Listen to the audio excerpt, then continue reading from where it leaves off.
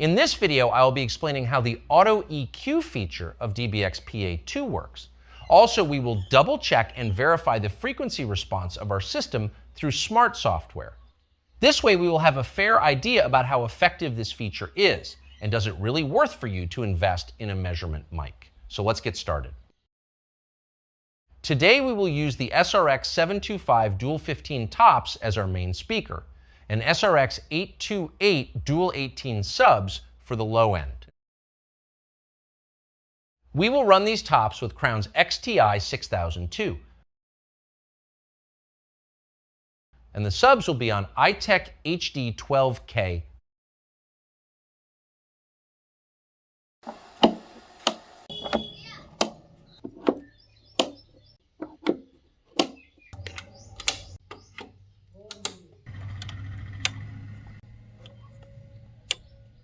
As you can see, currently we are in 6-channel mode. Since we're using a total of 4 speakers, we need to change the configuration to 4-channel out mode.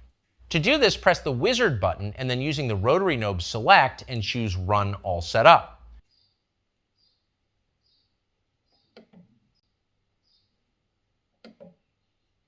You can choose amp and speaker brand or go with the Not Listed option. When it asks to select main speaker mode, change from two-way to passive, this will change the configuration to 4-channel.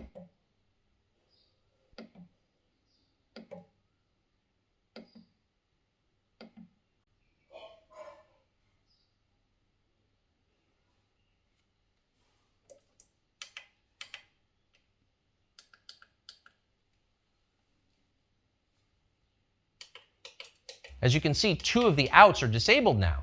We have 2 for the lows and 2 for the high, or tops.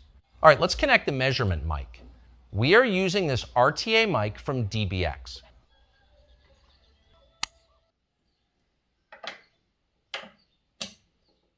For Auto EQ, we can use these physical buttons on the front panel, pressing this Wizard button, then run Auto EQ or Level Assist. But we will connect a smartphone or a laptop to the PA2 so that I can show you a better view of the settings. We need a router for this.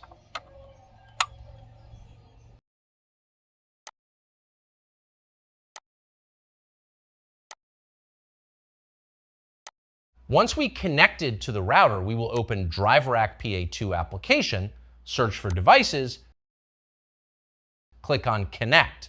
For some reason, we password protected our DriveRack, so we have to enter password here. Now click on Auto EQ, then Run Wizard.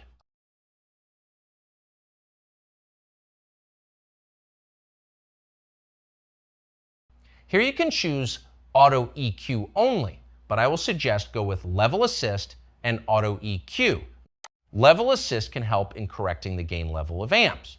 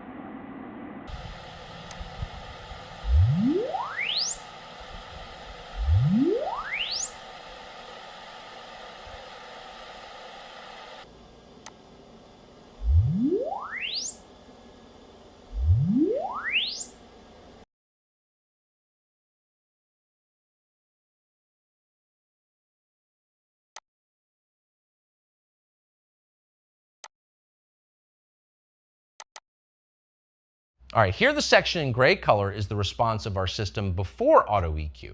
The yellow one is our desired target EQ curve.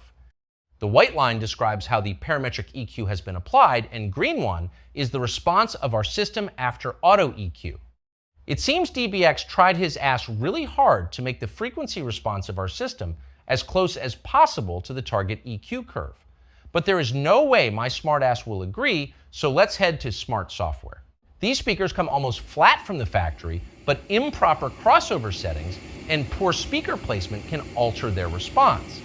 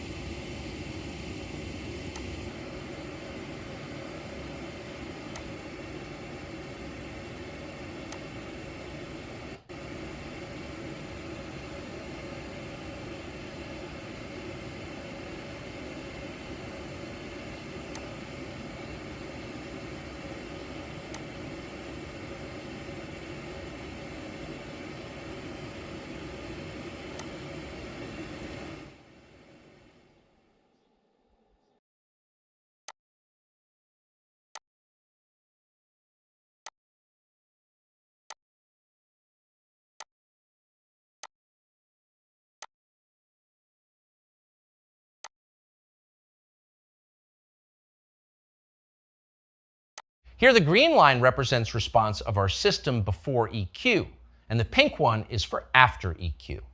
It seems AutoEQ did a good job uplifting that mid area around 500 to 1.5K, and suppressing that peak around 80 Hertzes.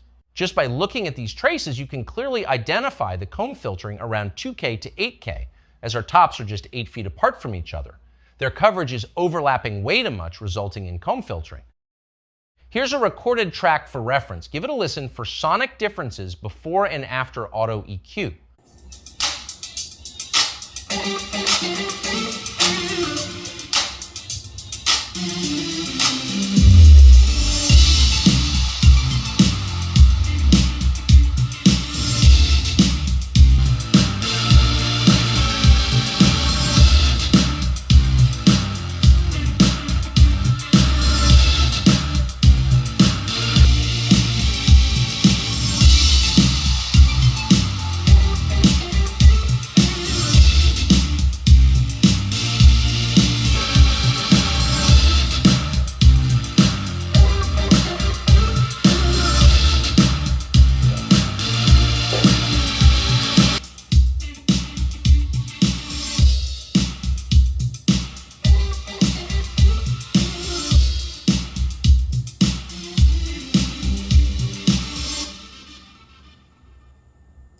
So at the end of this, all I can say is that auto EQ can be a handy feature if your speaker placement is right and the system is properly phase aligned. Although I would say always have faith in your ears. Even if the machine and software shows everything as fine, if it doesn't sound good to your ears, then it's not good sound. That's all for now. I hope this tutorial will help you in your audio journey. Thanks for watching.